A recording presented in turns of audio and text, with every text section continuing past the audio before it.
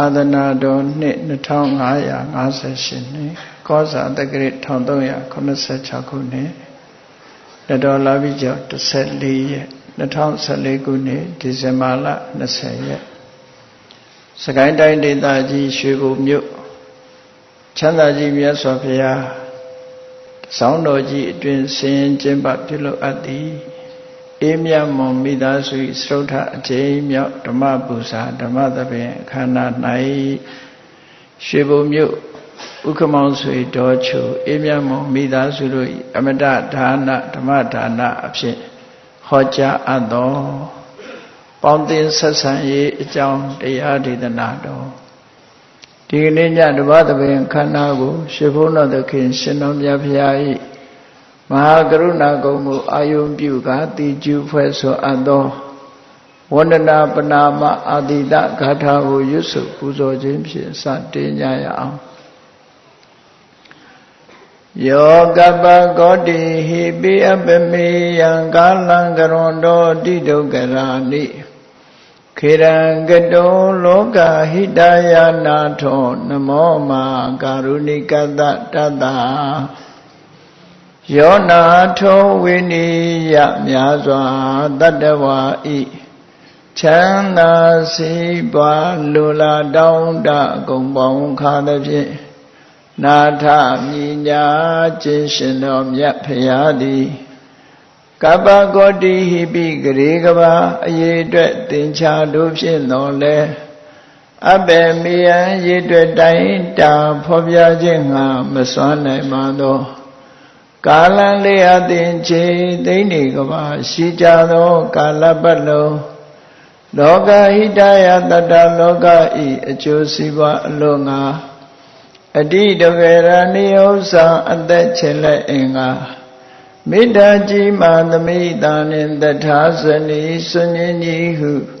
ကျက်တိထဝေငါးသွဲအစုအလုံးခဲရင်တော်မူတော်ကိုကရွန်တော်ဖရာဖြစ်ရန်ဤတန်ကျုပ်ကုတ်အထုတ်တော်မူရသည်ဖြစ်၍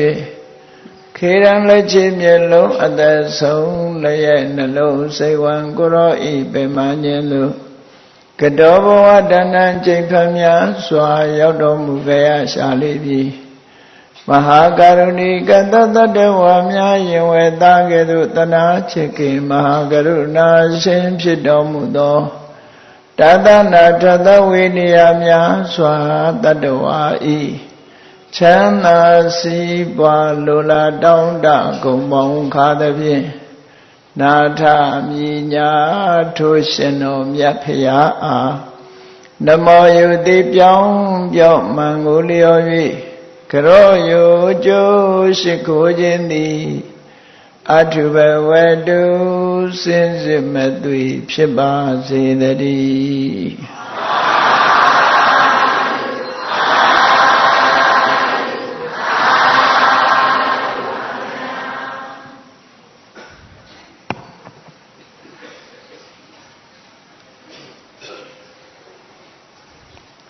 ပေါင်းသင်းဆက်ဆံရေး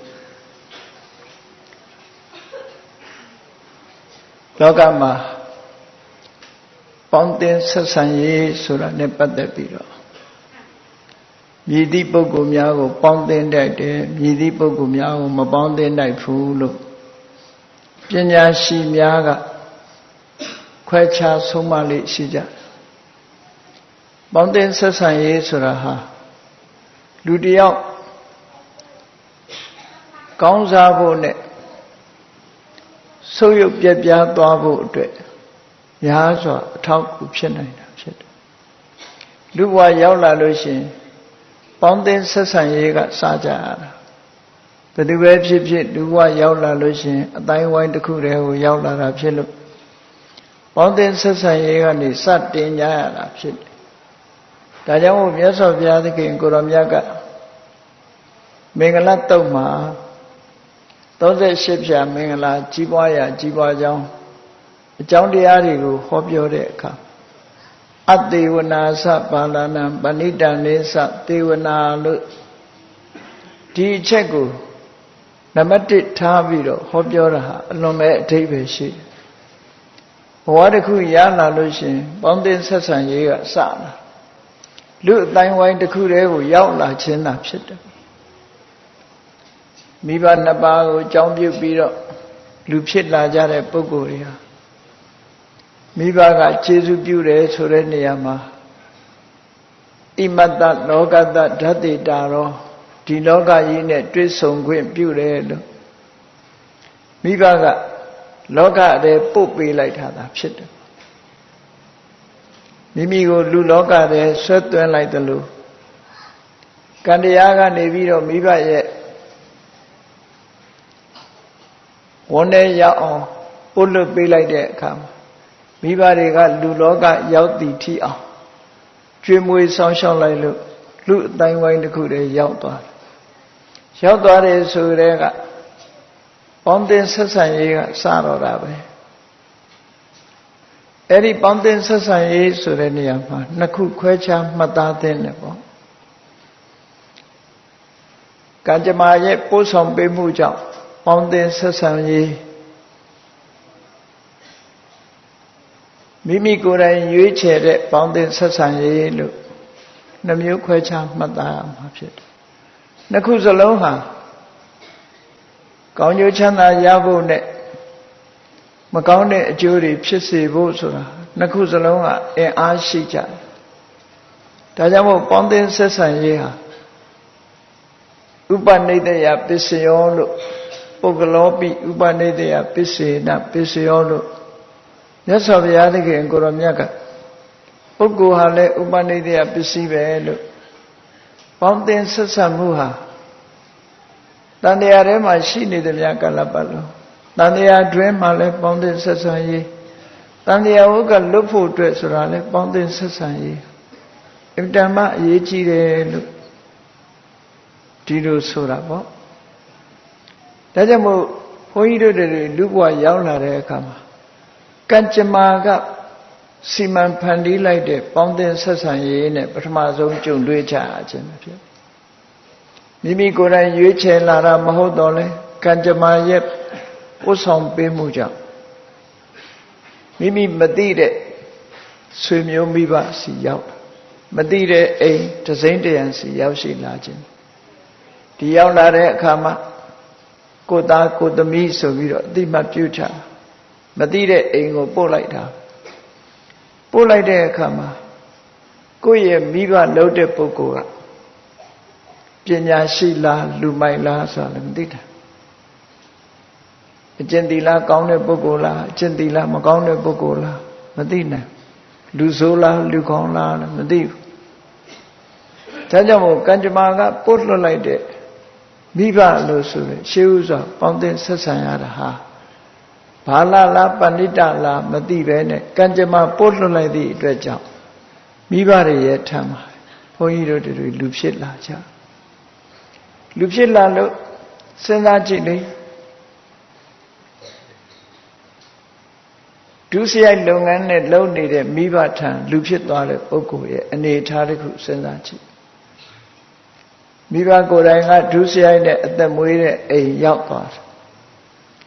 အဲ့ဒီဒုစရိုက်နဲ့အသက်မွေးတဲ့မိဘအိမ်ရောက်သွားတဲ့ပုဂ္ဂိုလ်တယောက်ဟာသူ့ရဲ့လမ်းကြောင်းဟာဒုစရိုက်လမ်းကြောင်းဖြစ်ဖို့သေချာသွားတယ်ဒုစရိုက်လမ်းကြောင်းပေါ်ကံကြမ္မာကတင်ပေးလိုက်တယ်လို့မိရောက်လာတဲ့မိဘရဲ့အပြုအမူအပြောဆိုတွေနောက်ကိုဒိဋ္ဌာနုကတိလို့ခေါ်တယ်သူမြင်တာကိုလိုက်လုပ်တယ်အေးဘဝခရီးကိုစလိုက်တဲ့အခါမှာမိဘလှုပ်တာကိုလိုက်လှုပ်လာအဲ့တော့မိဘကဒုစရိုက်သမားဆိုလို့ရှိရင်ဒီကလေးရဲ့ဘဝဟာလေဒုစရိုက်ထဲမှာကျင်နေပြီတော့မြတ်စွာဘုရားရဲ့အလောင်းတော်ကြီးကိုယ်တိုင်ပဲဒုစရိုက်လောကမှာကျက်စားတဲ့မိဘရဲ့ဝမ်းနဲ့ရောက်တဲ့အခါမှာဒုစရိုက်လုပ်ငန်းနဲ့အသက်မွေးရတယ်ဘုရားလောင်းကြီးတောင်မှပဲဒုစရိုက်နယ်ထဲမှာရောက်ရှိလာတခိုးဓမြဖြစ်တဲ့အခါဖြစ်တယ်လူဆိုးဖြစ်တဲ့အခါဖြစ်တယ်လူမိုက်ဖြစ်တဲ့အခါဖြစ်တယ်ဆိုတာမျိုးလို့ဒီလို ကန်ကြမာကနေပို့လွတ်လိုက်တဲ့ပေါင်းတင်ဆက်ဆံရေးတွေကိုရောက်ရှိလာကြရောက်လာလို့ရှိရင်အတုမြင်အတတ်သင်ဆိုတဲ့အတိုင်းမိဘလှုပ်တာကိုလိုက်လှုပ်အေးကံကြမ္မာကအလွန်ကောင်းလို့ဖရာတရားတန်ခါယရဏသုံးပါးစိကတ်ကိုးကွယ်တဲ့မိဘသူတော်ကောင်းစိတ်ဓာတ်ရှိတဲ့မိဘရဲ့အိမ်ကိုပို့လိုက်ပြန်လို့ရှိရင်လည်းပဲအဲ့ဒီကလေးဟာငယ်စဉ်တောင်ကြီးကလေးဘဝကစပြီးတော့သူတော်ကောင်းလေးဖြစ်လာပြန်တယ်ပေါ့မိဘတွေလှုပ်တာကိုလိုက်လှုပ်တယ်လိုက်လှုပ်သည့်အတွက်ကြောင့်ကောင်းမြတ်တဲ့လမ်းကြောင်းပေါ်ဟာအလိုလျောက်တက်လာကြခုဘုန်းကြီးတို့မြန်မာနိုင်ငံမှာပဲစဉ်းစားကြည့်ပေါ့ဘုရားဘာသာမိသားစုတွေရောက်လာလို့ရှိရင်မိယိုဖလာဗုဒ္ဓဘာသာဆိုလမ်းကြောင်းပေါ်ရောက်လာတယ်ဘုရားဘာသာမိသားစုမဟုတ်ပဲတခြားမိသားစုတွေရောက်သွားပြန်လို့ရှိရင်တခြားဘာသာကိုးကွယ်တဲ့မိသားစုအတိုင်းဝိုင်းဖြစ်သွားပြန်တယ်ဒါဟာကံကြမ္မာကဖန်တီးလိုက်တဲ့ပေါင်းတင်ဆက်ဆံရေးပဲဖြစ်တယ်ပေါ့အဲ့ဒီပေါင်းတင်ဆက်ဆံရေးကိုဆန့်ကျင်ပြီးတော့ကိုယ့်ဘာကိုရွေးချယ်ဖို့ဆိုတာတမ္မာစွမ်းရည်တတိနဲ့တမ္မာအသိဉာဏ်နဲ့မဖြစ်နိုင်ဘူးဖြစ်နိုင်တာတွေနည်းနည်းပါးပါးတော့ရှိကြရုပ်ထွက်သွားတာမျိုးတွေလည်းမရှိဘူးမဟုတ်ရှိတယ်အကောင်းနဲ့အဆိုးအကြောင်းနဲ့အကျိုးခွဲခြားသိနိုင်စွာမရှိတဲ့ချိန်မှာဒိဋ္ဌာနုဂတိလို့ဆိုရဲမိမိမြင်ရနောက်အတုလိုက်လှုပ်ပြီးတော့အတုယူလှုပ်တဲ့အလုပ်အလွန်ပဲဒီစွမ်းအားထက်တဲ့အရာတစ်ခုဖြစ်တယ်မတိမတာရောတိတိတာတာရောအတုမြင်အတတ်သင်ဆိုတာအလွန်ထင်ရှားတယ်အလုံးကြောက်ဝကြလိုက်ပဲလောကလူတွေဟာအတုမြင်အတတ်သင်ဆိုတာတကယ်လိုက်လှုပ်တာမဟုတ်တော့လည်းပဲတဘာဝကိုကစိတ်ရဲ့လွှမ်းမိုးထားတာစိတ်ကိုလွှမ်းမိုးထားသည့်အတွက်ကြောင့်အလွတ်အလျောက်ပြောင်းလဲဖြစ်ပေါ်သွားတဲ့ဓာတ်တွေအများကြီးဆိုပါစို့ကိုယ်နဲ့အနိကဆုံးဖြစ်တဲ့ကိုယ့်ရဲ့မိဘတွေရဲ့ပြောပုံဆိုပုံသွားပုံလာပုံကအစသားသမီးတွေပေါ်မှာအကျိုးသက်ရောက်မှုဖြစ်တယ်မိဘကိုအတူယူပြီးတော့လိုက်ပြီးတော့လှုပ်ကြအဲ့ဒါတမ္မန်အကျိုးလို့တမ္မန်လို့မအောင်မေ့လေနဲ့အကျိုးသက်ရောက်မှုကအလွန်ကြီးမားတယ်ပေါ့50ဆက်ထဲမှာတိုင်းပြည်အုပ်ချုပ်တဲ့ဘုရင်ကြီးကခြေထောက်တစ်ဖက်ကထောငင်နဲ့လမ်းသွားတဲ့အခါမှာခြေထောက်တစ်ဖက်ဟာထောချိုးနဲ့သွားတတ်တဲ့ဘုရင်ကြီးတော့ဘုရင်ကြီးသွားတဲ့စတိုင်ကိုလူတွေကစိတ်ဝင်စားတယ်မှန်ကတော့သူကပုံမှန်မသွားနိုင်လို့သူ့ပုံစံနဲ့သူသွားတာထောချိုးကျန်တဲ့လူတွေကအတုမြင်တတ်တယ်ဘုရင်ကြီးကဒီလိုသွားတယ်ဆိုလိုက်တာတိုင်းပြည်လုံးထောချိုးတိုင်းပြည်ဖြစ်သွားတယ်ဆိုဒီလိုဟာမျိုးဟာဒါပေါင်းတဲ့ဆက်ဆံရေးနဲ့စပြီးဖြစ်သွားတာလိမ္မာရင်ကျေးတဲ့မိဘနဲ့အနိကနေရတဲ့သားသမီးတွေဟာအပြောဆိုအစလိမ္မာရင်ကျေးကျန်တဲ့မိဘရဲ့မိသားစုအတိုင်းဝိုင်းထဲမှာရောက်သွားတဲ့သားသမီးဟာလည်းပဲကြမ်းတမ်းနဲ့ရိုင်းပြတယ်ဆိုတာဖြစ်လာဒါဟာဥပနိဒေယတတ္တိလို့ခေါ်တဲ့ကြီးမားသောအကျိုးပြုမှုလောကကြီးမှာဒီလိုဖြစ်လာမကောင်းတဲ့မိဘတွေကိုကျင့်တရားမကောင်းတဲ့မိဘရဲ့ဝန်ထဲရောက်ရင်ကိုကျင့်တရားမကောင်းကိုကျင့်တရားကောင်းတဲ့မိဘနဲ့ဆုံတွေ့တဲ့အခါကိုကျင့်တရားကောင်းအဲ့ဒီကောင်းမကောင်းဆိုဒီမှာကိုယ်တိုင်ရွေးချယ်တာမဟုတ်တော့လည်းပဲကံကြမ္မာရဲ့ပို့လွှတ်မှုကြောင့်အလို့လျောက်ပေါင်းတင်ဆက်ဆံမှုဟာဖြစ်ပေါ်ပြီးတော့သွားတတ်တယ်ပေါ့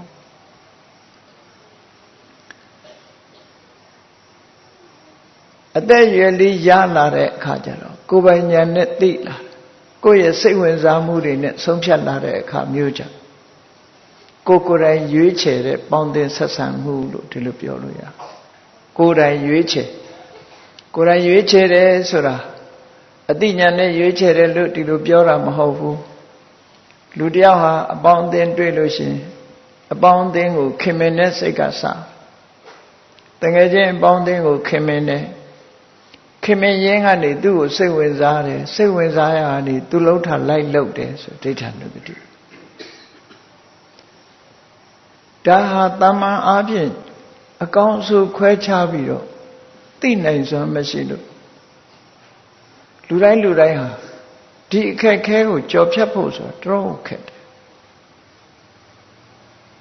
ကိုယ့်ရဲ့တငယ်ချင်းရဲ့ပြောမှုဆိုမှုပြောပုံဆိုပုံလှုပ်တာကိုင်တာတွေနောက်လိုက်ပြီးတော့လှုပ်ရင်းကနေပြီးတော့အပေါင်းအသင်းကြောင့်ပျက်စီးသွားတဲ့ပုဂ္ဂိုလ်တွေလည်းအများကြီးအပေါင်းအသင်းကြောင့်ကောင်းသွားတာဆိုတာတဲ့အပေါင်းအသင်းကြောင့်ပျက်စီးသွားတာဘာဖြစ်လို့တော့ဆိုတော့ရသောအဖြစ်အပေါင်းအသင်းရေပုံရစကားနဲ့ရာခိုင်နှုန်းနဲ့တွက်ကြည့်ပဲဆိုရင်ကောင်းတဲ့လူကနည်းပြီးလူလောကကြီးမှာမကောင်းတဲ့လူကများမကောင်းတဲ့လူကများတယ်ဆိုတာတလောကလုံးကိုခြုံကြည့်တတ္တလောကကြီးတစ်ခုလုံးကိုခြုံကြည့်တဲ့အခါလူတို့ရဲ့တက်တန်းတရားရောက်လာတဲ့အချိန်ကစပြီဒုစရိုက်တွေဟာအကုန်လုံးစုံသွားပြီဒုစရိုက်တွေလုံးဝပြည့်စုံဒုစရိုက်ဆိုမကြံလောက်အောင်လူတွေဟာတက်တန်း200လောက်ကလေးဒုစရိုက်တွေအကုန်လုံးတက်သွားဆိုးတဲ့ပိုင်းမှာပို့ဆိုးလာတဲ့အနေအထားမျိုးသာရောက်လောကရဲ့ခေတ်တွေကိုယုခလို့ဆိုတာယုတ်နဲ့ယုခကိုယုတ်လို့ခေါ်တာပေါ့ခါငယ်တက်ပြီးတော့ယုခယုတ်ဆိုတာခေတ်အပိုင်းခြားကြီးကိုဆိုလို့ပေါ့ကတယုခတဲ့လူ4ယောက်ရှိရင်4ယောက်စလုံးကောင်းတယ်4ယောက်စလုံးကောင်းဆိုလိုတာလူတွေအလုံးကောင်းကြတယ်သူတော်ကောင်းတွေကြီးပဲကောင်းစိတ်ကောင်းနှလုံးကောင်းရှိတဲ့ပုဂ္ဂိုလ်တွေကြီးအဲ့ဒီခေတ်ကိုကတယုဂလို့ခေါ်တယ်4ယောက်ရှိ4ယောက်လုံးကောင်းတရိတာယုဂလို့ဆိုတဲ့အပိုင်းရောက်လာတဲ့အခါလူ4ယောက်ထဲက1ယောက်ကလူဆို3ယောက်ပဲကောင်းတယောက်ကအကျင့်မကောင်းဘူးကျန်တဲ့3ယောက်ကကောင်းတယ်ဟောမကောင်းတာတခုရောလာမကောင်းတာတခုရောလာသို့တော်လည်းအကောင်းကများနေသေးတယ်အဲ့ဒါတရေတာယုဂလို့ခေါ်တယ်နောက်တစ်ခါဓွာပရယုဂလို့ခေါ်ဒါလောကီကျောင်းတွေမှာဆိုတဲ့စကားဓွာပရယုဂကြတော့အကောင်းတဲ့ဆိုဟာတဝက်စီဖြစ်သွားတယ်မကောင်းတာကတဝက်ကောင်းတာကတဝက်4ယောက်မှာ2ယောက်ကမကောင်းဘူး2ယောက်ကပဲကောင်းတယ်50-50ဖြစ်သွားအဲ့ဒါကဓွာပရယုဂလို့ခေါ်တယ်အဲ့ဒီကနေတစ်ဆင့်လူလောကကြီးဟာရုပ်လျော့လာတဲ့အခါကလိယုဂလို့ခေါ်ကလိယုတ်လို့မြန်မာစာပေတွေမှာရေးတယ်ကလိယုဂကြတော့လူ4ယောက်ထဲမှာ3ယောက်ကမကောင်းတော့1ယောက်ပဲကောင်းတော့လူ4ယောက်ရှိတာ3ယောက်ကအဆို1ယောက်ကအကောင်းဆိုကောင်းတဲ့လူကအင်အားများလားကောင်းတဲ့လူကနည်းသွားဒီကနေ့ခေတ်ကိုကလိယုဂလို့ခေါ်တယ်အဲ့တော့လူဆိုးနဲ့လူကောင်းလူကများတော့ကိုကျင့်တရားကောင်းတဲ့လူနဲ့မကောင်းတဲ့လူသူကများလူဆိုးဆိုလို့ရှိရင်လည်းတချို့ကလူရဲ့တိုက်ခိုက်နေမှလူဆိုးလို့ထင်တာအဲ့ဒါလို့မဟုတ်ဘူးတင်ကိုကျင့်တရားမကောင်းတဲ့လူတွေကိုလူဆိုးလို့ပြောတာနော်ဘာလလို့ပြောအဲ့ဒီပုဂ္ဂိုလ်တွေကလူ4ယောက်မှ3ယောက်လောက်ကဖြစ်နေပြီတော့ကောင်းမြတ်တဲ့အရေးချင်းရှိပြီးစိတ်ကောင်းနှလုံးကောင်းရှိတဲ့လူက1ယောက်ပဲရှိတော့အဲ့ဒီခေတ်မှာမြတ်စွာဘုရားပွင့်လာတာကလိယုတ်ဆုတ်ကတ်ကာလမှာဘုရားပွင့်တယ်လို့ပြောဆိုဥပမာဘာနဲ့ဥပမာတူတယ်လဲဘယ်လိုဥပမာပေးကြတယ်လဲဆိုခြေထောက်၄ချောင်းတောက်စပွဲကြီးဆိုတာ၄ချောင်းတောက်စပွဲကြီးဟာခြေတစ်ချောင်းပြုတ်သွားလို့ခြေတစ်ချောင်းကျိုးနေလို့ရှင်လှုပ်လက်ဖြစ်လာ၃ချောင်းနဲ့တင်ရ2ချောင်းပြုတ်သွားပြီဆိုရင်တော့စပွဲကြီးဟာစောင်းတာတစ်ချောင်းနဲ့တင်ကြံတော့3ချောင်းကျိုးသွားပြီဆိုတဲ့စပွဲကြီးဟာစောင်းရုံနဲ့မကဘူးငြိမ်တော့မငြိမ်တော့ခဏိခေတ်ကြီးဟာခဏိခေတ်ဆိုတာ ခေါ်တော့မြတ်စွာဘုရားပွင့်တော်မူတဲ့အချိန်ကစတယ်အဲ့ဒီခေတ်ကြီးမှာကလိယုဂဆိုတဲ့သုက္ကကာလတွေမှာရောက်လာအဆိုးကများအကောင်းကနေပါနေတဲ့ခေတ်ကြီးကလိယုတ်သုက္ကကာလဒါကလိယုတ်ဆန်းလာယုံနေမဟုတ်သေးဘူးတော်တော်လေးနှစ်ကလိယုတ်ထဲမှာတော်တော်လေးရောက်နေတဲ့အချိန်ပိုင်းမှာဂေါတမမြတ်စွာဘုရားပွင့်တာဖြစ်တယ်ဒီတဲ့ဒီယုဂ၄မျိုးအပိုင်းခြားနဲ့ပြောမယ်ဆိုရင်ဒီတဲ့ဒီဆိုးလာဖို့ပဲရှိတယ်ဒါကြောင့်မို့စနစ်တန်းဆိုတဲ့အတိုင်းအတာတစ်ခုရောက်လာလို့ရှိရင်ရသော်ဘုရားကစက္ကဝတိသုတ်တံမှာဟောထားတာကြတိတ်ဘောအာဃာတောပစ္စုပတ္တိတောအလုံးကိုပြင်းထန်တဲ့ခါသီးတဲ့မုန်းတီးတဲ့စိတ်တွေလူတွေရဲ့ရင်ထဲမှာရောက်လာခဏိခေတ်မှာterrorism ဆိုပြီးတော့ဆိုကြ terrorist အကြမ်းဖက်သမားဆိုရင်နဲ့နှလုံးထဲမှာမုန်းတီးတဲ့စိတ်တွေတအားများလာမုန်းတီးတဲ့စိတ်တွေတအားများသည့်အတွက်ကြောင့်သူမုန်းတာတယောက်တည်းမဟုတ်တစ်ကမ္ဘာလုံးကိုမုန်းတာဖြစ်လူကောင်းလူဆိုးရွေးမနေတော့ကုံလုံးမြင်မြင်သမျှမုန်းတဲ့မုန်းတီးရွံရှာတဲ့စိတ်တွေဟာဒီကနေ့ခေတ်မှာအလွန်များပြားလာဘယ်သူမှဒီလောကကြီးတစ်ခုလုံးကိုလိုက်ပြီးတော့လေ့လာသုံးသပ်ပြီးတော့ data လို့ဆိုတဲ့အချက်လက်တွေကိုစုဆောင်းထားကြည့်မယ်ဆိုရင်ဒီပုံစံနဲ့တွေ့ကြမှာ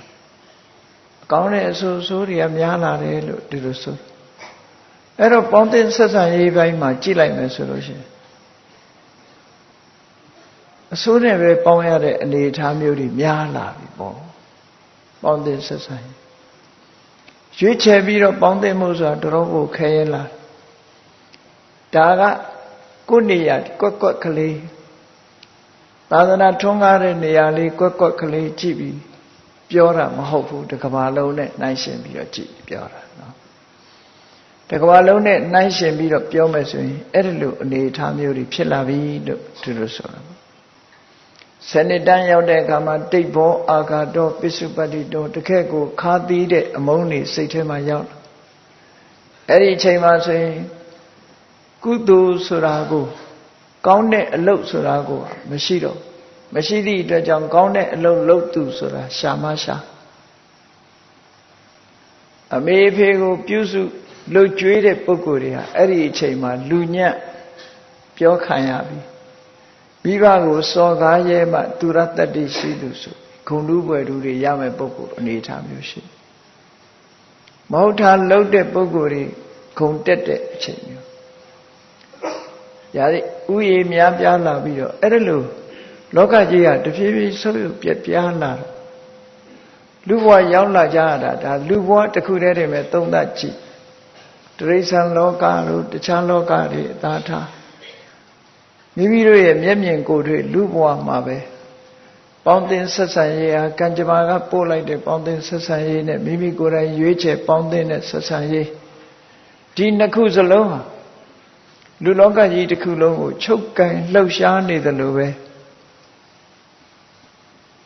ကောင်းကျိုးချမ်းသာတွေရဖို့ဆိုးကျိုးတွေဖြစ်ဖို့လူတော်လူကောင်းဖြစ်ဖို့လူဆိုးလူမိုက်ဖြစ်ဖို့ဆိုတာတွေကိုဥပနိဒေယတတ္တိနဲ့ကျေစုပြုနေလူနဲ့ပတ်ဝန်းကျင်ဆိုတာပတ်ဝန်းကျင်ကိုလွန်ဆန်နိုင်ခြင်းမရှိဘူးလူဆိုတာအဲ့ဒီထက်ပဲစဉ်းစားကြည့်ဖို့ရဥပမာလေးတစ်ခုပေးကြတာကိုစဉ်းစားကြည့်အပေါင်းအသင်းဆက်ဆံရေးနဲ့ပတ်သက်ပြီးတော့စိတ်ထဲမှာဆွဲမှတ်သွားလောက်အောင်ဆရာကတပည့်တွေကိုဆုံးမတဲ့အနေနဲ့ဥပမာလေးတစ်ခုလက်တွေ့လေးမိဘတွေကသားသမီးတွေခေါင်းထဲဆွဲတော့ဘယ်လိုဥပမာပေးဘယ်လိုဆုံးမကြသလဲဆိုတော့ပုံမြင်လေးလိုဟာမျိုးရှိပေါင်းတင်ဆက်ဆံရေးနဲ့ပတ်သက်ပြီးတော့မကောင်းတဲ့လူတွေကိုမပေါင်းဖို့တချို့ကစိတ်ကူးရင်လည်းလေသူတငယ်ချင်းမကောင်းမှန်းသိတယ်မကောင်းမှန်းသိရဲ့တန်းနဲ့တဖြည်းဖြည်းဖြောင်းပြပြီးတော့ကောင်းတဲ့ဘက်ကိုပို့ပေးမယ်လို့ဒီလိုစိတ်ကူးရင်ပြီးတော့ပေါင်းကြတာလည်းရှိအထူးသဖြင့်အမျိုးသမီးငယ်လေးတွေ မိမိတို့နဲ့ပါဒနာလှုပ်ထားတဲ့ပုဂ္ဂိုလ်အဖော်တွေပေါ့ခုခေတ်ဆို boyfriend ပေါ့နော်အဲ့ဒါဟာအကျင့်မကောင်းမှန်းသိပေမဲ့လို့သူ့ပေါ်မှာမေတ္တာရှိတဲ့စိတ်နဲ့သူနဲ့ဆက်ဆံလာပြီဆိုရင်တနေ့ကျရင်သူပြင်လို့ရလိမ့်မယ်လို့ထင်တယ်ထင်ပြီးတော့အဲ့ဒါလို့အိမ်တော်ပြုတ်တဲ့ပုဂ္ဂိုလ်တွေရှိတယ်ပေါ့ဝတ္ထုတွေလည်းရှိတာပဲလက်တွေ့လည်းရှိတာနော်အဲ့ဒီမှာခုနပုံဝတ္ထုလေးလူဥပမာပေးထားတယ်ဈေးထဲသွားပြီးတော့တရတိကိုလုံးဝယ်အပြည့်အနာစာလွတ်တဲ့အဲ့တရတိတွေတဏ္ဍပြပြအနာစာမရှိတဲ့တရတိအမှတ်3လုံးကိုလုံးဝယ်လာအဲ့ဒီထဲမှာပုတ်နေတဲ့တရတိတစ်လုံးကိုစစ်ယူလာအိမ်ရောက်တဲ့အခါကျတော့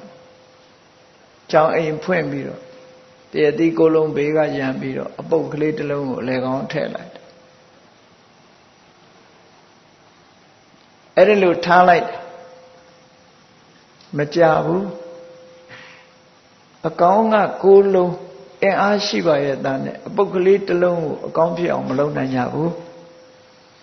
ပုတ်နေတဲ့တရတိနောက်လိုက်သွားတာဂျန်တဲ့ကိုလုံးကအကုန်လုံးအပုတ်တွေဖြစ်သွားတယ်အဲ့တော့အကောင်းကအဆိုးကိုဆွတ်ဆောင်နိုင်မှုဆိုတာအလွန်ခဲအဆိုးကအကောင်းတွေကိုဆွဲသွားတာပဲများလောကအေးဒါကြောင့်မို့ပေါင်းသင်းဆက်ဆံရေးဆိုတာလောကမှာအင်အားရှိတဲ့အရာဖြစ်လို့ရသော်ဘုရားသခင်ကိုရောမြတ်ကပေါင်းသင်းဆက်ဆံရေးကိုအဓိကထားပြီးမင်္ဂလာတော့မှာမင်္ဂလာရှိဖို့အတွက်ဘာလဆိုတဲ့အတိညာကင်းမဲ့တဲ့ပုဂ္ဂိုလ်တွေကိုပေါင်းသင်းမလုပ်နဲ့လို့ဒီလိုဆိုအပေါင်းသင်းမလုပ်နဲ့လို့ဆိုတာဆရာမတင်နဲ့ခေါင်းဆောင်မထားနဲ့ကိုယ်အလုပ်ဒီမှာမတတ်တဲ့ပုဂ္ဂိုလ်ခေါင်းဆောင်မထားနဲ့ဒီလိုဆိုလိုတာအလုပ်တစ်ခုမှာအတိညာမရှိတဲ့ပုဂ္ဂိုလ်တယောက်ကိုရှေ့ဆောင်ခိုင်းလိုက်ပြီဆိုလို့ရှိရင်ကိုယ်ကာရီဖြစ်ကုန်မကျွမ်းကျင်တဲ့ပုဂ္ဂိုလ်ဟာကိုယ်ဆိုင်ရာကိစ္စမှာအသိပညာမရှိဘူးဆိုရင်ဘာလားပဲကုမ္ပဏီလုပ်ငန်းတစ်ခုပဲဖြစ်ဖြစ်စီးပွားရေးလုပ်ငန်းတစ်ခုပဲဖြစ်ဖြစ်မကျွမ်းကျင်သူအသိဉာဏ်မရှိသူဘာလားတစ်ခုတူကိုခေါင်းဆောင်တင်ကြည့်ပါလားအကုန်လွယ်မှားဖြစ်ကုန်လွယ်မှားဖြစ်ပြီးတော့ပျက်စီးသွားတာအဲ့ဒါမျိုးကိုဆိုလိုတယ်အတေဝနာသဘာလနံဆိုတာဒီလိုပြောတာမတတ်တဲ့သူကိုခေါင်းဆောင်သွားတင်လွယ်မှားတွေကုန်ဖြစ်တယ်50ဇတ်ထဲမှာမြောက်ကိုဥယျာဉ်မှုခန့်တယ်ဆိုတာလို့ဖြစ်တယ်အတိညာမရှိတဲ့မြောက်ကိုသွားပြီးတော့ဥယျာဉ်မှုခန့်တယ်မြောက်ဆိုတဲ့ကောင်ကသူများလှုပ်တာကြည့်ပြီးလိုက်လှုပ်တတ်တယ်အတုတော့အမှန်တမ်းလှုပ်တယ်အဲ့ဒီမှာအပင်အကြီးငယ်ကြည့်ပြီးတော့ရေလောင်းဖို့မှားတာအပင်အကြီးငယ်ဆိုတာဒီစိုက်တော့ကတော့တူစိုက်ထားပြီမဲ့အပင်အကြီးအသေးရှိသေးတယ်အဲ့တော့အပင်နည်းနည်းကြည့်ရင်ရေများများလောင်းအပင်သေးလို့ရှိရင်ရေနည်းနည်းလောင်းဆိုရယ်သွန်သင်ဆုံးမချက်ဘာလုပ်လဲဆိုမြောက်ဥယျာဉ်မှုကဘာလုပ်လဲဆိုအပင်အကြီးအသေးကိုတိတိကျကျသိရအောင်သူရေလောင်းတော့မယ်ဆိုနှုတ်လိုက်နှုတ်ပြီးတော့ထွာပြီးတော့မှတခါပြန်ဆိုင်ရေလောင်းနေတိုင်းတစ်ပင်ကနှုတ်ပြီးရေလောင်းနေတာဆိုတော့သေးကုန်တာပေါ့ပန်းဥယျာဉ်ကြီးတခုလုံးပျက်စီးသွားအဲ့တော့မြောက်ကိုဥယျာဉ်မှုခန့်တယ်ဆိုတာဘာလကိုဥယျာဉ်မှုခန့်တာဒီလိုအဓိပ္ပာယ်ရတယ်လုပ်ငန်းမကျွမ်းကျင်တဲ့ပုဂ္ဂိုလ်အသိဉာဏ်မရှိတဲ့ပုဂ္ဂိုလ်နဲ့ပေါင်းသင်းဆက်ဆံပြီးတော့လုပ်တဲ့အလုပ်တွေအကုန်ပျက်စီးတယ်လို့ဒီလိုဆိုတာဒါကြောင့်မို့လို့လူလောကလူတွေကဘာလမဖြစ်အောင်ငယ်စဉ်တောင်ကြီးကလေးဘွားကမိဘတွေကဆွဆုံးမရတယ်ကြောင်းထားကြရတယ်အနိတ္တဖြစ်ဖို့လုပ်ကြဒါကအခြေခံပိုင်းကိုပြောတယ်ဒီတဲ့အစစ်မြင့်သွားပြီဆိုရင်ပဏိတဆိုတာနိဗ္ဗာန်တရားလမ်းညွှန်ပေးနိုင်တဲ့ပုဂ္ဂိုလ်မျိုးဘာလဆိုတာနိဗ္ဗာန်ကိုလမ်းညွှန်နိုင်စွာမရှိဘူးအမှန်တရားကိုမသိတဲ့ပုဂ္ဂိုလ်မျိုးသူ့အစစ်နဲ့သူ သူ့လုပ်ငန်းနဲ့သူအစဉ်စဉ်ကွဲပြားခြားနားမှုတွေရှိတယ်ပေါ့အဲ့ဒါလို့ပေါင်းတင်ဆက်ဆံရေးဟာဘုန်းကြီးတွေလူ့ဘဝရောက်လာတဲ့အခါကံကြမ္မာကပိုးလိုက်တဲ့ဆက်ဆံရေးဟာရုံထွက်နိုင်မှုခက်တယ်အတော်ကိုအသိဉာဏ်ရှိရင်တော့လေရုံထွက်နိုင်တတ်တယ်ပေါ့ဒီအလုပ်ဟာမကောင်းဘူးဒီအကျင့်ဟာမကောင်းဘူးဆိုတော့ကိုယ့်အကိုရွေးချယ်ပြီးပြောင်းလဲသွားတဲ့ပုံကိုယ်တွေလည်းရှိပါငယ်စဉ်ကကြားဘူးတဲ့ဒီရုံထွက်သွားတဲ့ပုဂ္ဂိုလ်ဥပမာမဲ့ကြားဘူးတဲ့ဟာတခုပုံဝတ္ထုလိုမျိုးပေါ့သို့တော့ပုံဝတ္ထုမဟုတ်ဘူးတကယ်အဖြစ်ပြက် true story ပေါ့ပြင်သစ်နိုင်ငံမှာဘာသာခြားမိသားစုတယ်အမျိုးသမီးတူငယ်ငယ်ရွယ်ကလေးကစာပေဝါသနာပါလို့ဖတ်ရှုအဲ့ဒါလို့ဖတ်ရှုတဲ့အခါမှာမြတ်စွာဘုရားရဲ့ဓမ္မပဒဘာသာပြန်ဟောထားတဲ့ဓမ္မပဒဂါထာလေးတွေကိုဘာသာပြန်ထားအဲ့ဒီဘာသာပြန်စာအုပ်လေးကိုဖတ်ရင်ကနေပြီးတော့သူ့မူလယုံကြည်ချက်တွေပြောင်းလဲသွားတယ်ပြောင်းလဲသွားပြီးသူ့မိဘတွေကိုပြောတယ်အမေတို့အဖေတို့ယူဆတာတွေမှားယွင်းနေပြီဒါမှသာအမှန်တရားဖြစ်နိုင်တယ်လို့ဆိုပြီးနောက်ပိုင်းမှာဘုရားဘာသာဖြစ်မြန်မာနိုင်ငံလာရောက်ပြီးတော့တရားဓမ္မတွေအထုတ်သွားတယ်ဆိုတဲ့ဇလန်းလေးရှိတယ်ပေါ့နော်ဒါယုံထွက်တယ်လို့ခေါ်တာယုံထွက်သွားတယ်လို့ခေါ်တယ်အဲ့ဒါလို့ယုံထွက်နိုင်ဖို့ဆိုတာတော်တော်ခဲနေဒါကြောင့်မို့ပေါင်းသင်းဆက်ဆံရေးဆိုတာသိအရေးကြီးတယ်လို့ရသော်ဘုရားကမင်္ဂလာမှာဟောကြားဆုံးမထားတာဖြစ်တယ်ဘုရားလောင်းကြီးတွေကိုယ်တိုင်မင်းနဲ့တခိုးရမြဖြစ်ရတာတို့မုတ်ဆိုးတငါလောက်ရတာတို့မိသားစုအတိုင်းဝိုင်းထဲမှာဒီလိုဖြစ်သွားရုံးထွက်နိုင်စွမ်းမရှိကြဘူး50ဇတ်တွေဖတ်ကြည့်မယ်ဆိုလို့ရှိရင်တိရစ္ဆာန်ဘဝရောက်သွားတာအသာထားလူဘဝထဲမှာပဲလူဆိုးဘဝနဲ့ကျင်နေရတာမျိုးတွေ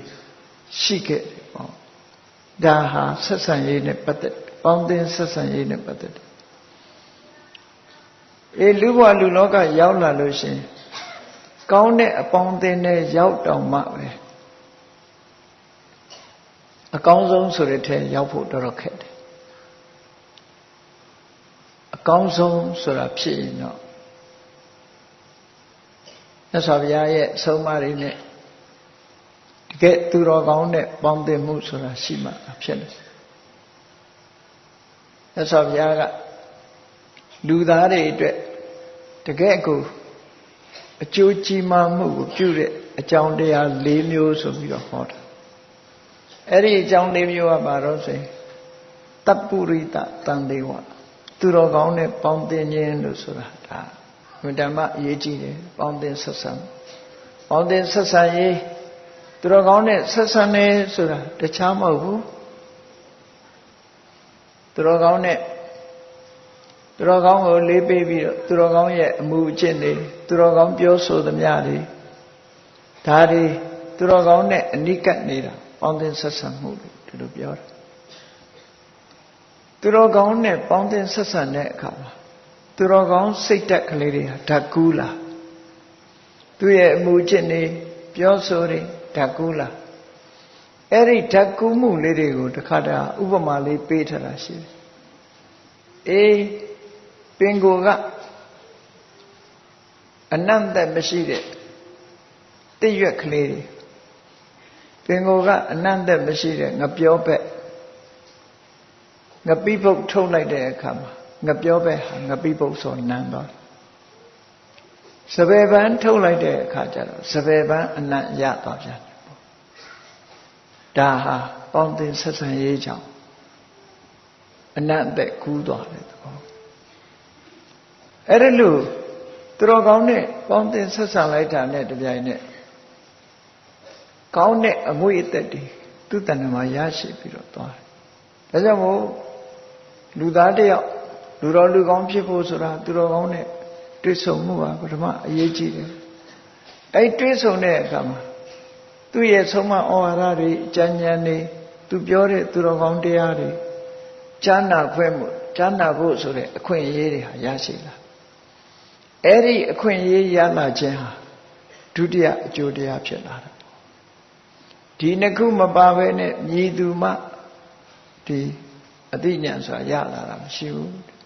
ရှင်သာရိပုတ္တရာမထေရမြတ်သိပင်လေရှင်အတ္တဇိဆိုတဲ့သူတော်ကောင်းနဲ့မပေါင်းသင်းရခင်မပေါင်းမိခင်ကသူတော်ကောင်းတရားကြားနာမှုကိုမရခဲ့ဘူးမရသည့်အတွက်ကြောင့်အမှန်တရားကိုမသိခဲ့ဘူးရှင်အတ္တဇိနဲ့တွေ့ဆုံတဲ့အခါကျမှ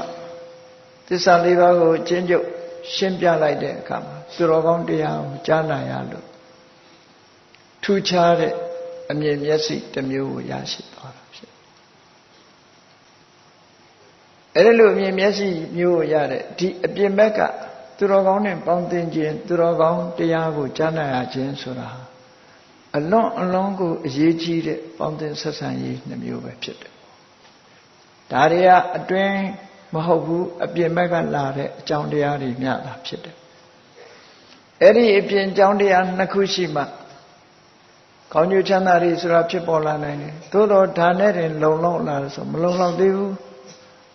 အတွင်းအစ္ဆဒမှာလည်းပဲထူးခြားတဲ့အကြောင်းတရားတွေရှိဖို့လို့အကယ်၍အတွင်းအစ္ဆဒအနေနဲ့ကအရေးချင်းမရှိဘူးဆိုပြန်လို့ရှိရင်လည်းကောင်းကျိုးချမ်းသာရမှာမဟုတ်ဘူးဒါကြောင့်မို့အတွင်းအစ္ဆဒအနေနဲ့ကယောနိသောမနတိကာရမှန်ကန်တဲ့နှလုံးသွင်းရှိမှုပါလည်းပဲအရေးပါတယ်ဒါကြတော့အတွင်းအနှစ်သာရဖြစ်တယ်ယောနိသောမနတိကာရရှိပြီးဓမ္မနုဓမ္မပฏิပတ္တိလို့ခေါ်တယ်လောကုတ္တရာတရားနဲ့သင်လျော်တဲ့သီလသမာဓိပညာဆိုတဲ့အကျင့်တရားကိုကျင့်မှုအဲ့ဒါကြမှာအမြင့်ဆုံးအသိဉာဏ်ဆိုတာကိုရနိုင်တာဖြစ်တယ်ဒါကိုပဲသောတာပန်ဖြစ်ဖို့အကြောင်းတရား၄ပါးလို့လဲမြတ်စွာဘုရားဟောတယ်လောကလူသားတွေအတွက်အကျိုးပြုတဲ့တရား၄မျိုးလို့လဲဒီလိုဟောတယ်အသိပညာရဖို့ရအတွက်အကြောင်းတရား၄မျိုးလို့လဲဒီလိုဟောတယ်ပေါ့ဒီထဲမှာပေါင်းသင်းဆက်ဆံရေးနဲ့ပတ်သက်တာနှစ်ခုပါတယ်အရေးကြီးတဲ့အချက်ဟာအဲ့ဒါပဲလို့နံပါတ်1နေရာမှာမြတ်စွာဘုရားကထားတာဖြစ်တယ်ဒါကြောင့်မို့ဘုန်းကြီးတွေဟာဘဝတစ်ခုရလာပြီဆိုလို့ရှိရင်ပေါင်းသင်းဆက်ဆံမှုဆိုတဲ့ပေါင်းသင်းဆက်ဆံရေးဆိုတာအလွန်ပဲအရေးကြီးတယ်တမန်အနေနဲ့သဘောမထားသင့်ဘူးရွေးချယ်ရမယ်လူတော်လူကောင်းသိတတ်ရမယ်အကောင်းဆုံးနားလည်ရမယ်ဆိုတာမျိုးသိပြီးတော့အရေးကြီးတယ်လို့ဒီလိုပြောရမှာပေါ့အရေးကြီးတဲ့အချက်ကိုအရေးကြီးမှမသိဘူးဆိုလို့ရှိရင်မသိမသာအကျိုးသက်ရောက်မှုတွေဖြစ်ပြီးတော့လူဟာအကောင်းဘက်ကိုမရောက်နိုင်ဘူးတဲ့အဆိုးဘက်ကိုရောက်သွားနိုင်သေးတယ်ဒီလိုဆိုတာပေါ့နော်ဒါကြောင့်မို့အကောင်းဆုံးဖြစ်အောင်အတွက်ကပေါင်းသင်းဆက်ဆံမှုဟာသိအရေးကြီးလို့လူဆိုတာလေလူတယောက်အကြောင်းဆိုတာတံဝသေနသီလံဝေရိတ္တပါကြာပေါင်းမှလူအကြောင်းဆိုတာသိနိုင်လူမြင်ုံနဲ့အကောင်းလားအဆိုးလားဆိုတာပြောချလို့မရဘူးလူဆိုးလူကောင်းခွဲခြားလို့အမတမခဲနေဘာကြောင့်ခဲရင်နေတာတော့ဆိုတော့မြတ်စွာဘုရားနဲ့တွေ့တော့ကစင်တွေကိုဆုံးမအတတ်တင်နဲ့စင်ဆရာတယောက်ကမြတ်စွာဘုရားကိုလျှောက်တယ်ဂုံရှင်နေညေတံဗန္တိယတိတံမနုဿာရှင်ဘုရားလူတွေဆိုတာတဲ့သိပ်ပြီးတော့အသိခက်တယ်ရှုပ်ဝက်တယ်လူကပြောတဲ့စကားတစ်ခုနော်လူဆိုတာအလွန်အသိခက်တယ်အကဲခတ်ရမလွယ်ဘူးတဲ့စိတ်ထဲကရှိတာတစ်မျိုးပါးစပ်ကပြောတာတစ်မျိုးပြောတော့တစ်မျိုးလုပ်တော့တစ်မျိုးဆိုတာလူတွေမှာရှိတယ်ဒါကြောင့်မို့အပြောနဲ့လည်းလွမ်းလို့မရဘူးအပြောနည်းနဲ့လည်းအကဲခတ်လို့မရဘူးအလုံးနဲ့လည်းအကဲခတ်လို့မရဘူးလူရဲ့စိတ်ဓာတ်ဆိုတာအလွန်ရှုပ်ဝက်တယ်သူကဆင်းနေမြင်းနေတတ်တဲ့ဆရာကြီးဆိုတော့ဥဒ္ဒနကိညေတံဗန္တိယတိတံပတဝောတိရစ္ဆာန်တွေကအလွန်ပွင့်လင်းနေတပည့်တော်ဆင်းနှကောင်ကိုပညာသင်တော့မယ်ဆိုရင်တ တမိုင်လောက်ခရီးကိုသွားပြန်စီးကြည့်လိုက်တာနဲ့ဒီကောင်အကျင့်စရိုက်တွေအကုန်သိရတယ်သူ့ရဲ့စရိုက်တွေအကုန်သိဘာလို့တတ်တယ်ဘယ်လိုအချင်းရှိတယ်ဆိုတော့အကုန်သိဖုံးဖိထားတာမရှိဘူးတဲ့အဲ့ဒါကိုသွန်သင်လို့မေတ္တာမှလွယ်တယ်လူကြတော့ခက်တယ်တပည့်တော်အိမ်မှာခိုင်းနေတဲ့လူတွေရှိတယ်တပည့်တော်ရဲ့အလုသမားတွေစိတ်ထဲကတစ်မျိုးပြောတာကတစ်မျိုးလုပ်တာကတစ်မျိုးအလုံးကိုအသိခက်ပါတယ်လို့မြတ်စွာဘုရားကိုလျှောက်တော့မြတ်စွာဘုရားဟုတ်တာပေါ့မနေလို့ဆိုပြီးထောက်ခံအဲ့ဒါလို့ဆိုတာပေါ့ဒါကြောင့်မို့လူတယောက်ကိုပေါင်းသင်းဆက်ဆံရေးနဲ့ပတ်သက်ပြီးတော့သိဖို့ဆိုတော့ခဲရင်တဲ့မျိုးဖြစ်တယ်တော်ခဲရင်လို့ပဲလူဆိုတာကြာပေါင်းမှအကြောင်းသိတယ်ကြာပေါင်းကြည့်မှသူ့ရဲ့ကိုယ်ချင်းတရားတွေကိုအကုန်သိနိုင်တယ်လို့ဆိုမသိနိုင်ဘူးတဲ့ဒါကြောင့်မို့လူလောကတွေကနေခွာရှောင်ပြီးတော့တောတောင်တွေထဲမှာနေထိုင်ကြတဲ့တချို့ယသိသူတော်စင်တွေဆိုတာလူချားတဲ့သွားရမှာအလွန်ကြောက်တယ်ဘာလို့ကြောက်တုံးဆိုလူဆိုတဲ့လူတွေဟာကောက်ကျစ်တယ်နော်မယိုးဖြောင်းကြဘူးကောက်ကျစ်တယ်အဲ့ဒါကြောင့်မို့လို့လူလောကထဲမှာလူတော်လူကောင်းဆိုတာရှားဖွေပြီးတော့ပေါင်းတဲ့ဆက်ဆံမှုတော်တော်ကိုခဲရင်တယ်လို့ဆိုပြီးဒီ50ဇတ်တွေထဲမှာ435ခုမြောက်ဟလိဋ္ဌိရာဂဆိုတဲ့ဇာတ်ကလေးတစ်ခုကမှတ်သားစရာအလွန်ကောင်းတယ်ပေါ့သားဖနှစ်ယောက်ဟာတောမှနေကြတာယသိအဖေလုံးတဲ့သူကယသိကိုတော့သားကလေးကလည်းယသိလေးလိုက်ဝပြီးတောမှနေကြတနေ့ကြတဲ့အခါအဖေလုံးတဲ့ယသိကတောထဲမှာတတိဝလံရှာကြံသွားတော့သားလုံးတဲ့ယသိရှိပါအမျိုးသမီးတယောက်ကလာပြီးတော့တောထဲမှာရောက်လာတဲ့အမျိုးသမီးတယောက်ထင်းခွေပဲဟင်းရခုပေါ့လာပြီးတော့ယသိလေးကိုလူအကြောင်းတွေကိုပြောသွားတဲ့အခါယသိလေးကစိတ်ဝင်စားတယ်လူပြည်လူတွေဟာပြောစရာကောင်းတယ်ဆိုတော့စိတ်ပါသွားတယ်သူကတောထဲမှာနေတာကြတော့လူအကြောင်းသိမသိအဲ့ဒါလို့ပြောသွားတော့စိတ်ဝင်စားအဖေလှုပ်တဲ့ယသိကြီးကတော့ဒါတွေနောချေပြီးသားဖြစ်လေ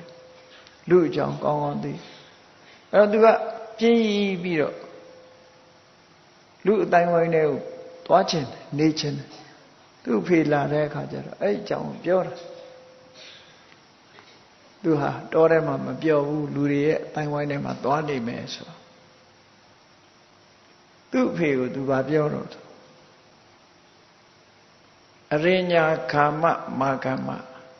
ကိဉ္တိလံကိဉ္ဝတံအဟံ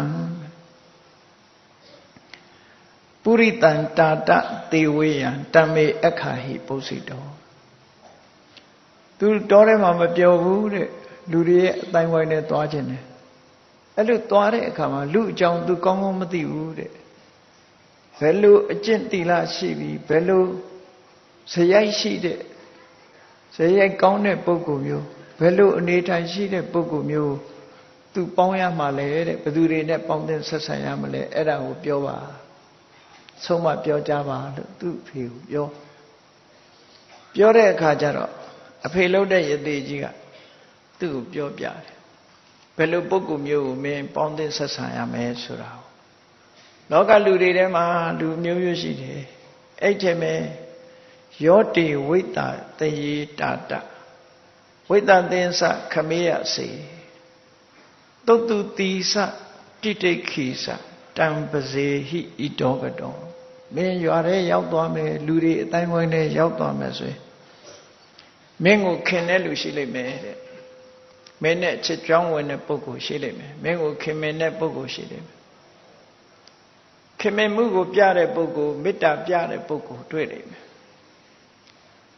မေတ္တာလည်းပြတယ်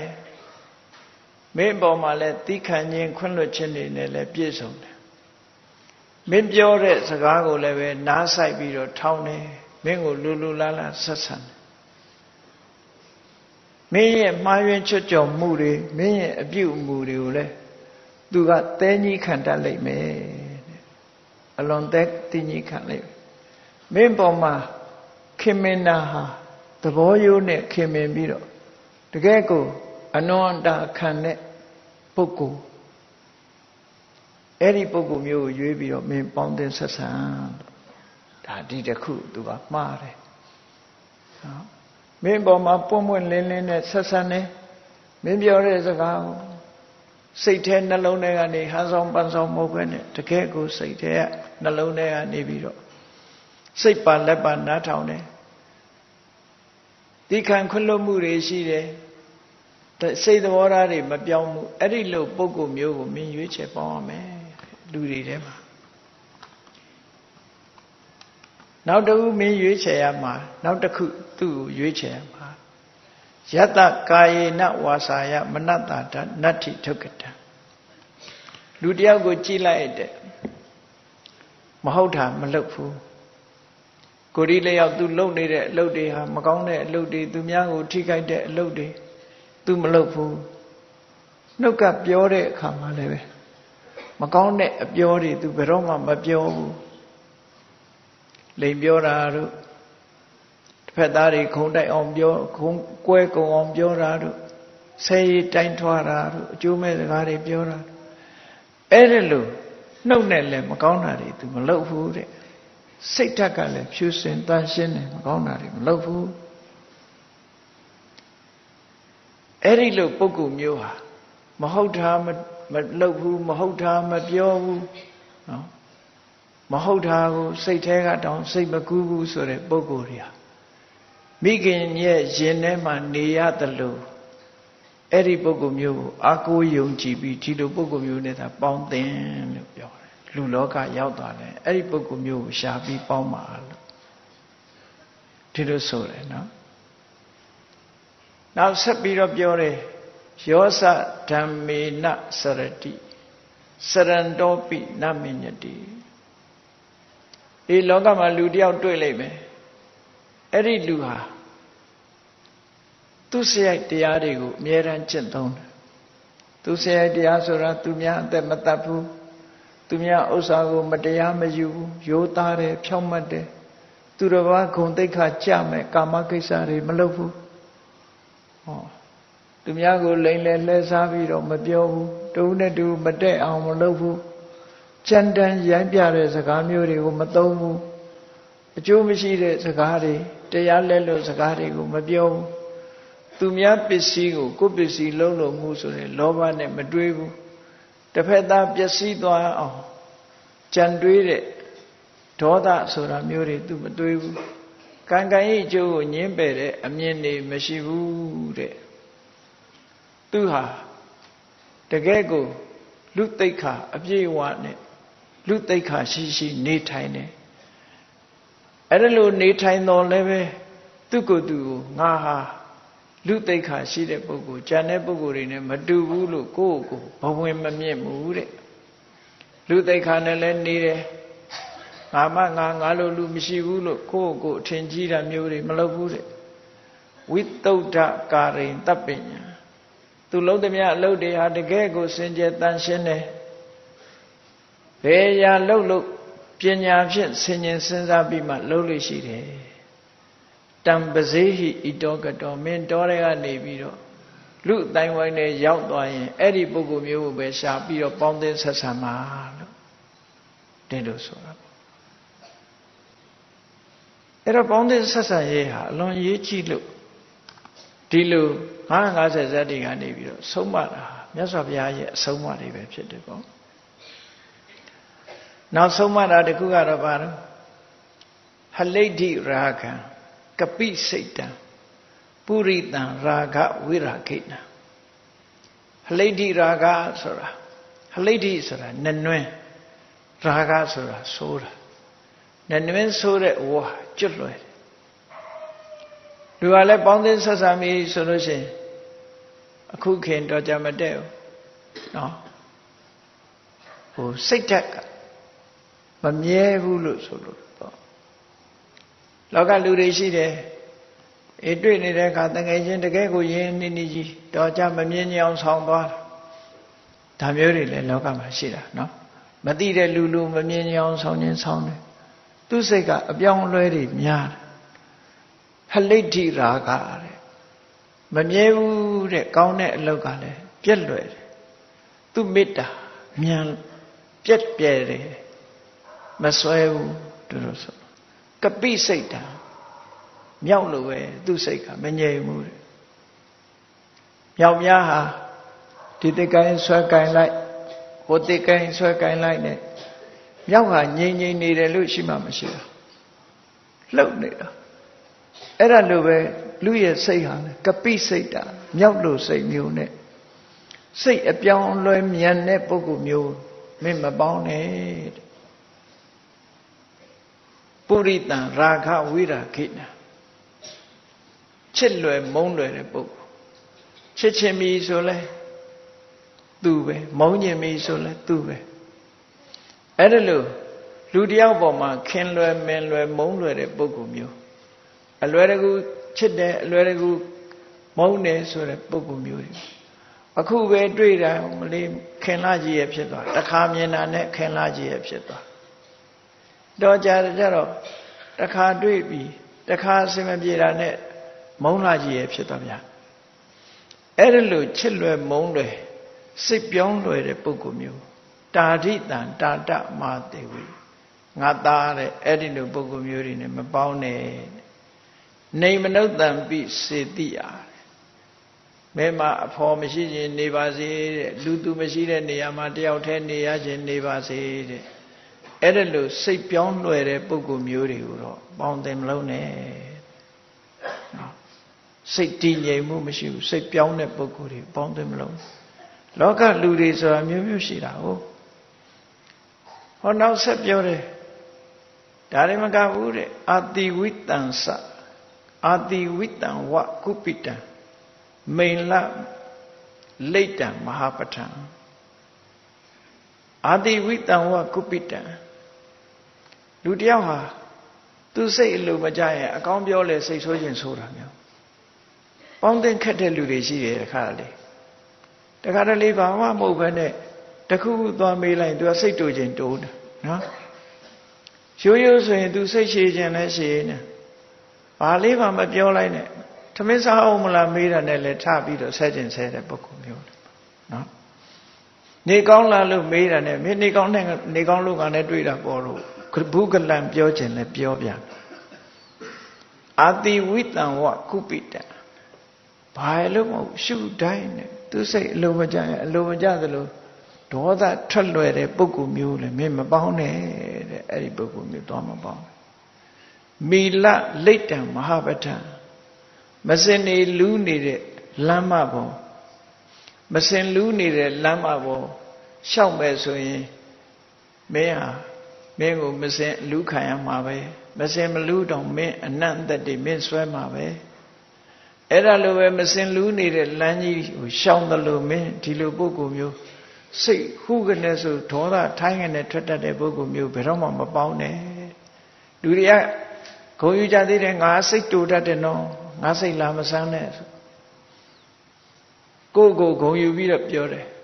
စိတ်ရှည်တဲ့ပုဂ္ဂိုလ်တော့လူညံ့လို့ထင်တယ်စိတ်တူတဲ့ပုဂ္ဂိုလ်ကြတော့တခါတလေဂုဏ်ပြုသေးတယ်စိတ်ထက်တယ်သူကအမှန်တော့အကြောင်းပဲမဟုတ်ဘဲနဲ့စိတ်တူနေတဲ့လူမျိုးတွေရှိတယ်ပေါ့နော်အဲ့ဒီလူမျိုးကိုပေါင်းသိမလို့နဲ့ဘယ်လောက်ထိအောင်ပေါင်းသိမလို့နဲ့လဲဆိုမစင်လူးနေတဲ့မစင်နေပေးနေတဲ့လမ်းပေါ်မှာမလျှောက်လမ်းမှုမလျှောက်လမ်းရတယ်လို့အဲ့ဒီပုဂ္ဂိုလ်မျိုးနဲ့လုံးဝပေါင်းသိမလို့အာရကပရိဝိစေအာရကပရိဝိစေဝေးဝေးကရှောင်သွားတဲ့အနန္တတိမကောင်းဘူးရှာနိဝဝိတမံပဋ္ဌံခြိုက်တေကျင်းနေနဲ့မညီညာတဲ့လမ်းစုတွေညောင်းနေရှိတဲ့လမ်းအဲ့ဒီလမ်းကိုရှောင်ရတယ်လို့ပဲဒီလိုပုဂ္ဂိုလ်မျိုးကိုရှောင်တဲ့အဲ့လိုပုဂ္ဂိုလ်မျိုးနဲ့ပေါင်းတယ်မလို့နဲ့နောက်ဆက်ပြောတဲ့အနတ္ထာတာတဝဋ္ဌန္တိဘာလံအစ္စုပသေဝတောငါသားတဲ့အသိဉာဏ်ရှိတဲ့ပုဂ္ဂိုလ်အသိဉာဏ်ကင်းမဲ့တဲ့ပုဂ္ဂိုလ်သွားပြီးတော့မင်းသူနဲ့ပေါင်းတင်ဆက်ဆံအလုပ်လုပ်တာတို့နေတာထိုင်တာတို့အဲ့ဒီလိုပုဂ္ဂိုလ်မျိုးနဲ့သွားပြီးသူ့ကိုအထင်တကြီးနဲ့သွားပြီးလက်မတွဲနဲ့မင်းအဲ့ဒါလက်တွဲလို့ရှင် အကျိုးမဲ့တွေမင်းမှာအကျိုးမဲ့တွေတိုးပွားလာလိမ့်မယ်မကောင်းတဲ့အကျိုးတွေမင်းစီရောက်လာလိမ့်မယ်လူမိုက်နဲ့သွားမတွဲနဲ့တွဲလိုက်တာနဲ့မင်းအကျိုးမဲ့တွေဖြစ်ပေါ်လာလိမ့်မယ်မတ္တုဘာလေနတံခိစီဘယ်တော့မှအသိဉာဏ်ကင်းမဲ့တဲ့ပုဂ္ဂိုလ်ဇေယိုက်ဆိုးတဲ့ပုဂ္ဂိုလ်အကျင့်ဆိုးတဲ့ပုဂ္ဂိုလ်တွေနဲ့ဘယ်တော့မှမပေါင်းသင့်နဲ့တဲ့အမိတ္တိနေဝတပ္ပရာမင်းပေါ်မှာယံလိုနေတဲ့ယံသူတယောက်ကိုရှောင်တယ်လို့သူ့ကိုရှောင်တဲ့ဘယ်တော့မှသူနဲ့လည်းမတွဲနဲ့တန်တာဟံတာတယာစာမိကရတ္တုဝဆနာမမဒီကုန်းချုပ်အနေနဲ့ယတိကြီးကသူ့သားလေးကိုပြောလိုက်တယ်အေးငါအခုပြောခဲ့တာတွေဒါတွေကြောင့်ငါသားမင်းကိုငါအနုအညွတ်တောင်းဆိုတယ်ကရတ္တုဝဆနာမမငါစကားကိုမင်းလိုက်နာပါမတ္တုဘာလေတုတန်စိတ်တန်ဂစ္စီလူမိုက်တွေနဲ့ဘယ်တော့မှမပေါင်းနဲ့နော်အသိဉာဏ်မရှိတဲ့ပုဂ္ဂိုလ်တွေနဲ့မပေါင်းနဲ့ဇေယျဆိုးတဲ့ပုဂ္ဂိုလ်တွေနဲ့ဘယ်တော့မှမပေါင်းနဲ့ဒုက္ခောဘာလေဟိသင်္ကမောဘာလနဲ့ပေါင်းပြီဆိုလို့ရှိရင်တော့မင်းဒုက္ခရောက်ပြီလို့သာမှတ်ပြီးတော့လူတွေရဲ့အတိုင်းဝိုင်းမှာအဲ့ဒါလို့ပေါင်းသင်ဆက်ဆံရေးဟာအရေးပါတယ်ဒီလိုဆိုတာပေါ့အေးမြတ်စွာဘုရားသခင်ကိုရောမြတ်ကဒီလိုဟလိတ္တိရာကသုတ်တံအတိတ်ဘဝတုန်းကဆုံးမဩဝါဒပေးခဲ့တဲ့အချက်တွေကို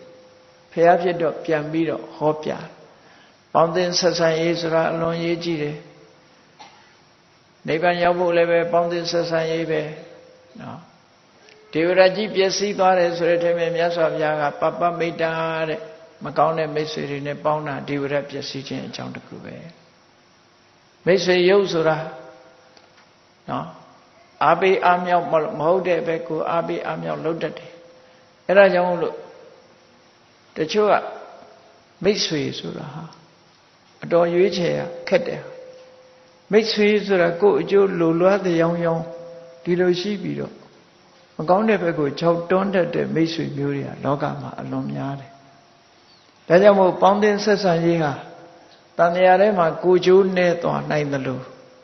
ကောင်းတဲ့အပေါင်းအသင်းတွေနဲ့ပေါင်းသင်းလို့ရှိရင်လည်းပဲတန်တရားဝဆင်းကလွတ်ပြီးတော့နိဗ္ဗာန်ရောက်သွားနိုင်တဲ့အကျိုးတရားတွေကိုရအဲ့တော့ဘဝမှာအပေါင်းအသင်းကြောင့်လည်းပျက်စီးနိုင်တယ်အပေါင်းအသင်းကြောင့်လည်းပဲကောင်းကျိုးချမ်းသာတွေရနိုင်တယ်ဒါကြောင့်မို့အပေါင်းအသင်းပေါင်းတဲ့အခါမှာဘာလဆိုတဲ့အတ္တပုရိသတွေကိုရှောင်ရှားလို့ပဏိတလို့ဆိုတဲ့တပ္ပုရိသတွေကိုပေါင်းသင်းကြရမှာဖြစ်တယ်အဲ့ဒါလို့ပေါင်းသင်းမှသာလေအခုဘုန်းကြီးတို့တွေဘုရားမြတ်စွာရဲ့ဂုဏ်ကျေးဇူးတွေကိုယုံကြည်ပြီးတော့ဘုရားဘာသာဖြစ်လာတာဟာမြတ်စွာဘုရားနဲ့အပေါင်းအသင်းလုပ်တယ်လို့ပြောလို့ရတယ်ဘုရားကိုယုံကြည်တာဟာဘုရားနဲ့အပေါင်းအသင်းမှုပဲအဲ့ဒီသူတော်ကောင်းနဲ့ပေါင်းသင်းမှုအတွက်ကြောင့်မလုံးတဲ့နာနဲ့လုံးတဲ့နာတွေခွဲခြားသိကြတယ်အကောင်းနဲ့အဆိုးခွဲခြားသိတယ်ပြစ်ရှိတာနဲ့အပြစ်မရှိတာခွဲခြားသိကြတယ်အဲ့ဒီလိုခွဲခြားသိကြသည့်အတွက်ကြောင့်ဒီအသိဉာဏ်ရရှိလာသည့်အတွက်ကြောင့်မလုံးတဲ့နာကိုရှောင်ခြင်းလုံးတဲ့နာကိုလှုပ်ခြင်းအပြစ်ရှိတာကိုရှောင်ခြင်းအပြစ်ကင်းတာကိုလှုပ်ခြင်းဆိုတဲ့ကောင်းကျိုးချမ်းသာကိုရစေတတ်တဲ့လမ်းကြောင်းမှုမှန်ကိုရောက်ရှိသွားပြီနောက်ဆုံးနိဗ္ဗာန်ချမ်းသာကနိဗ္ဗာန်ချမ်းသာကိုရရှိနိုင်တဲ့အဆင့်ထိအောင်သူတော်ကောင်းတရားတွေကိုကျင့်ကြံကြိုးကိုပွားများအားထုတ်နိုင်တဲ့အနေအထားမျိုးဟာမြတ်စွာဘုရားဆိုတဲ့တကယ်သူတော်ကောင်းကြီးနဲ့ပေါင်းသင်းဆက်ဆံလဲရသည့်အတွက်ကြောင့်နိဗ္ဗာန်လမ်းကြောင်းကြီးဟာပွင့်သွားတယ်အပယ်လမ်းကြောင်းကြီးဟာပိတ်သွားတယ်ဒါဟာပေါင်းသင်းဆက်ဆံရေးရဲ့ကြီးမားသောအကျိုးပြုမှုပဲဖြစ်တယ်ဆိုတာကိုယ်စီသဘောကျပြီးမြတ်ဗုဒ္ဓရဲ့အဆုံးအမတိုင်းပန္တိတတပ္ပုရိသတို့နဲ့သာပေါင်းသင်းဆက်ဆံကြရမှာဖြစ်တယ်လို့ဒိဋ္ဌံထားပြီးကြီးမားသောတတိတရားဖြင့်ပေါင်းသင်းဆက်ဆံနိုင်ကြပါစေကုန်သတည်း